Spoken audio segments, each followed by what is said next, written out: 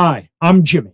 In this video, we're looking at Booking Holdings, ticker symbol BKNG. So in this video, we're going to run through the basics of Booking's business. We're going to look quickly at some of the numbers, and then we're going to try to come up with a fair value for Booking stock to see if it's worth investing in today. Okay, now at its core, what Booking Holdings does is it owns a series of websites that is basically an online travel agency. Think of Booking.com or a Priceline or a Kayak, things like that. Those are all under the Booking brand. In fact, Booking used to be called Priceline. Priceline's actually the original company. Priceline was a public company a while ago. And then I think in 2005, 2006, something like that. I think it was 2005, they bought Booking.com. And then in 2018 or so, they switched the whole company's name to Booking Holdings. Okay, so Booking's biggest revenue generator is their accommodation reservations. Think of websites like Booking.com or Agoda or Priceline. They help people book things like hotel rooms or vacation homes or apartments or other forms of lodging. They do it in over 200 countries. And basically, the way that they make money is they get a commission or a small fee towards what the customer spends. Now, they actually have this set up using two different models. They have the agency model, where the guest pays the hotel and then the hotel pays the fee to Booking.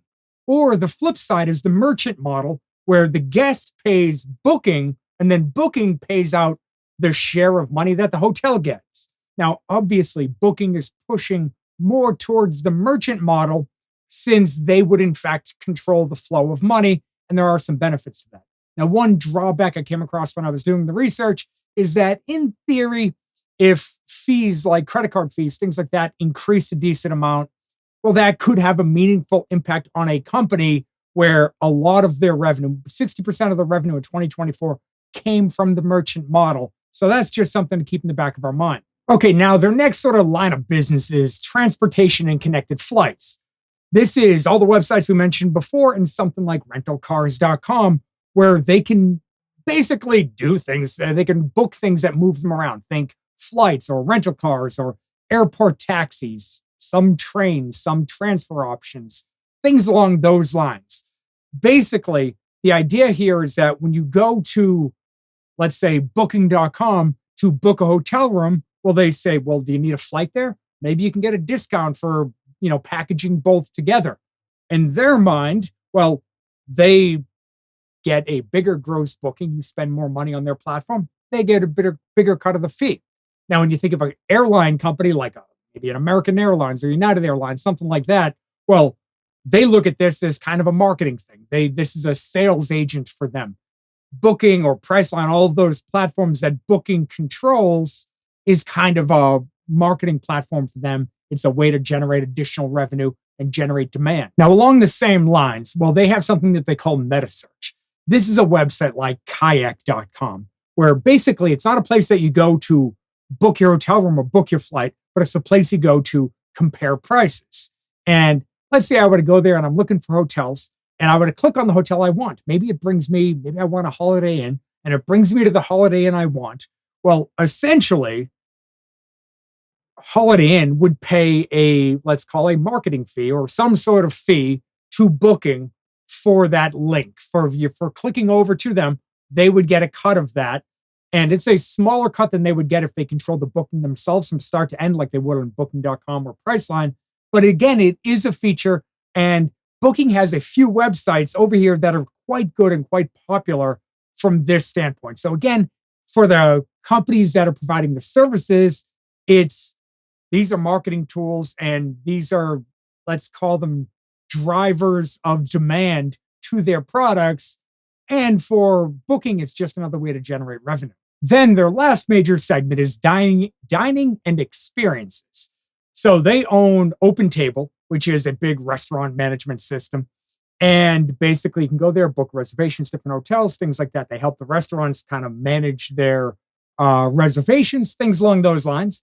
You can also book on-location experiences. Maybe you want to get a massage. Maybe you want to get something at the hotel. Well, Booking will offer a lot of it. Again, the idea here is that I'm going to take a trip to whatever the location is. I can go to Booking. I can get the flight. I can get the hotel room. I can get the rental car. I can get tours. I can book my hotel, not my hotel room. I can book my restaurants. I can do all of it from a single location. And it really helps simplify my management. And for them, they get a bigger gross booking and therefore a bigger fee.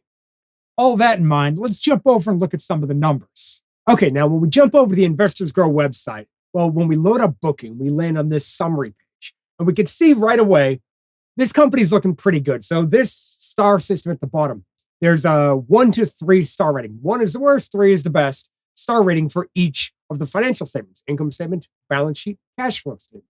In this case, we can see we got 3 stars. So quick glance at, hey, is it how strong is their income statement? Things like that. For now, this looks fairly good. But when we jump in and look at some of the individual numbers, let's kick it off with revenue. So we can see that revenue has climbed decently. So it pulled back in 2020, obvious reasons why. And then since then, it's actually done a very good job of, let's say, recovering and getting back on pace. Growth rates have declined somewhat, but it's still growing at a decent clip.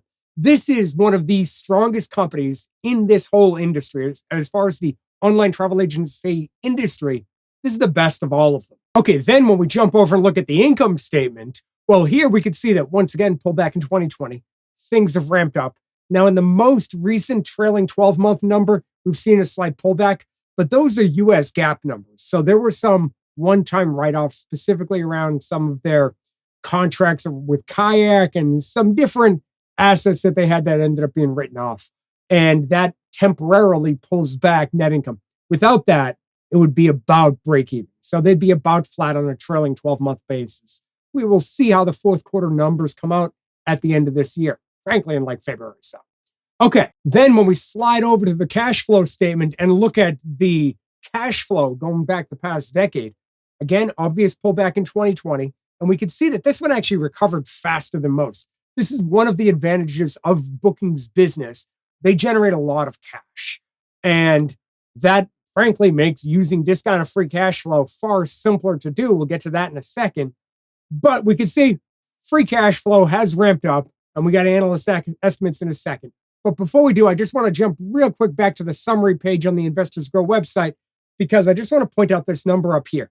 So up here is basically looking at how shareholder friendly the company is. Are they paying a dividend? Do they buy back stock? Are they paying off debt? Things like that.